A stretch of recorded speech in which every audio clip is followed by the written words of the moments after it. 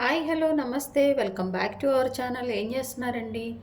ఈరోజు నేను చాలా టేస్టీగా ఎమ్మీగా గ్రీన్ ఎగ్ కర్రీ ప్రిపేర్ చేయబోతున్నానండి.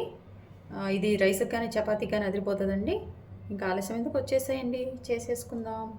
ఇప్పుడు మనము చాలా టేస్టీగా గ్రీన్ ఎగ్ కర్రీ ప్రిపేర్ చేయబోతున్నామండి. దానికోసం అని చెప్పేసి నేను ఒక 5 ఎగ్స్ చక్కగా ఉడికించేసుకొని వాటికి పొట్టు తీసి ఇక్కడ పెట్టేసుకున్నాను, కొంచెం చిన్న చిన్న ఘాట్లు పెట్టుకొని.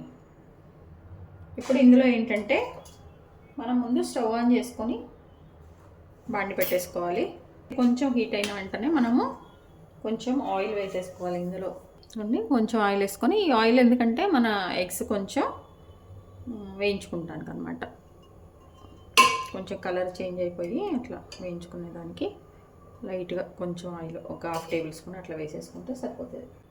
కొంచెం పసుపు, కొంచెం సాల్ట్, లైట్గా కొంచెం కారం అన్నమాట.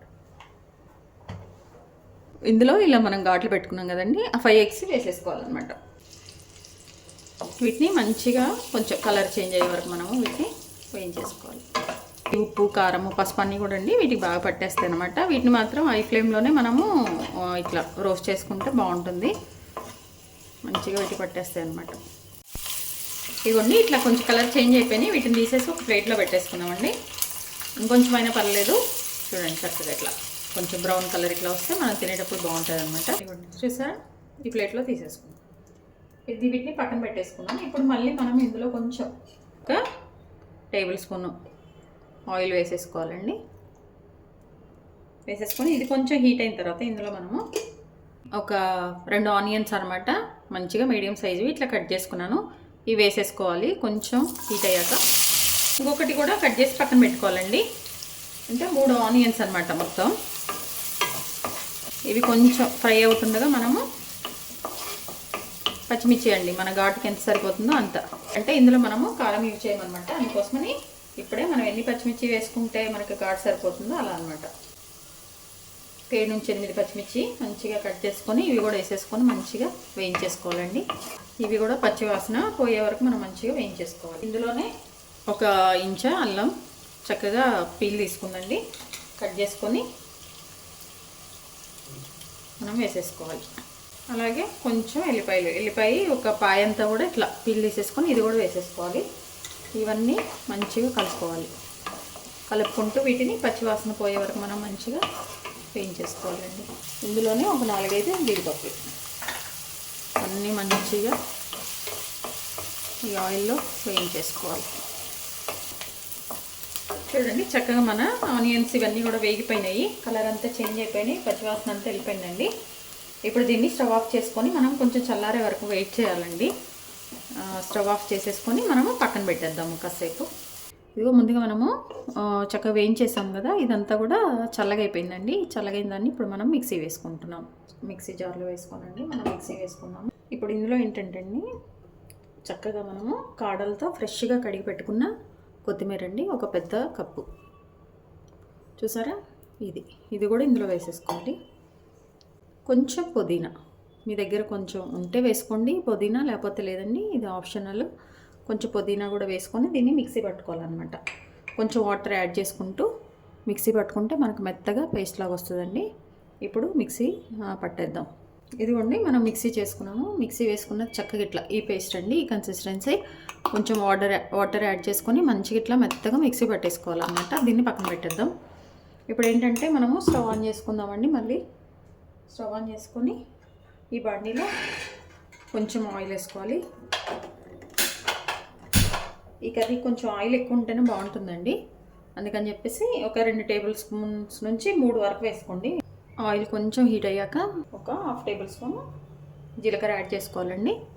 3 ఆనియన్స్ తీసుకున్నాను, 2 అందులో వేసేసాను మీడియం సైజు, ఇంకొకటి ఇక్కడ ఉంది కదండి, ఇలా చిన్న ముక్కలు కట్ చేసేసుకొని ఇది ఇప్పుడు ఇందులో వేసేసుకోవాలన్నమాట.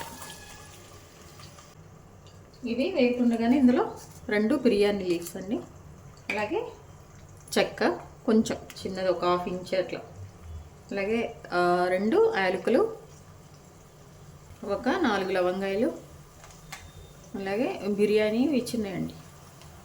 హోల్ గరం మసాలా ఇంట్లో ఏది ఉంటే అది మీరు వేసుకోండి. ఏమీ లేకపోయినా చెక్క లవంగా ఇవి వేసుకున్నా కానీ బాగానే ఉంటుంది అన్నమాట. ఇది కొంచెం పచ్చివాసన పోయే వరకు మనము వేయించేసుకోవాలి.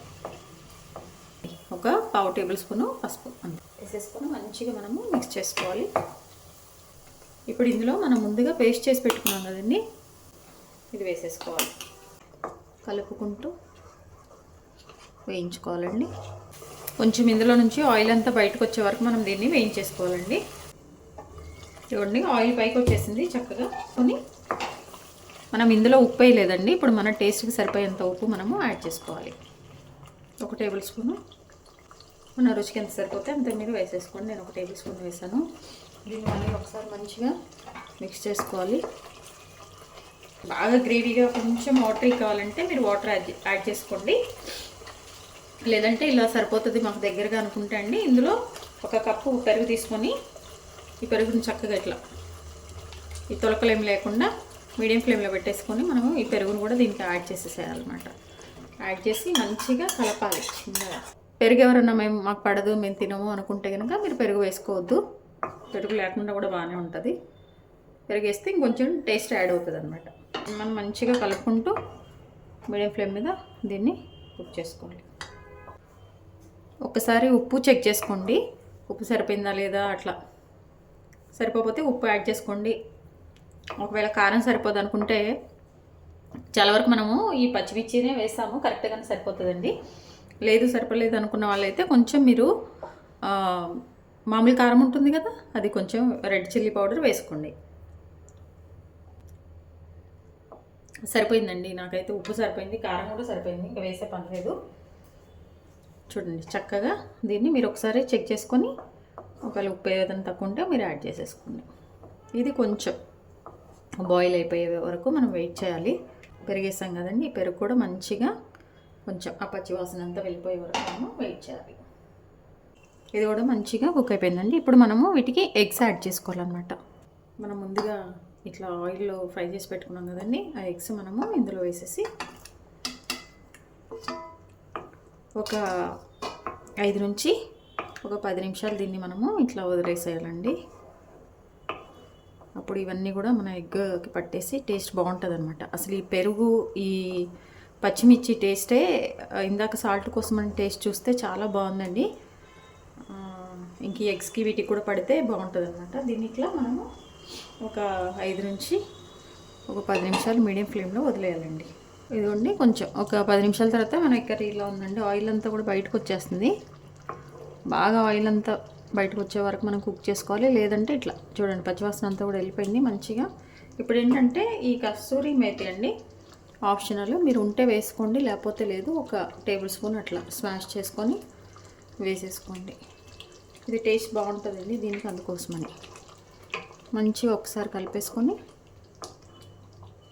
చూసారండి మన గ్రీన్ ఎగ్ కర్రీ రెడీ అయిపోయింది. ఇప్పుడు లాస్ట్లో ఏంటంటే కొంచెం మనం నీట్గా వాష్ చేసుకొని కట్ చేసుకున్న కొత్తిమీర అండి దీన్ని కూడా వేసేసుకుందాం. కలిపేసుకొని ఇంకా మనం స్టవ్ ఆఫ్ చేసుకోవటం అండి. మన కర్రీ రెడీ అయిపోయింది. ఇది చపాతీకి కానీ రైస్కి కానీ చాలా బాగుంటుందండి. చాలా టేస్టీగా ఎమ్మీగా మన గ్రీన్ ఎగ్ కర్రీ రెడీ అయిపోయిందండి. టేస్ట్ మాత్రం అదిరిపోయింది. ఇది చపాతీకి కానీ రైస్కి కానీ అయితే చాలా బాగుంటుందండి. తప్పకుండా ట్రై చేయండి. మీ విలువైన సమయాన్ని కేటాయించిన వీడియోస్ చూస్తున్నందుకు మీ అందరికీ ధన్యవాదాలండి.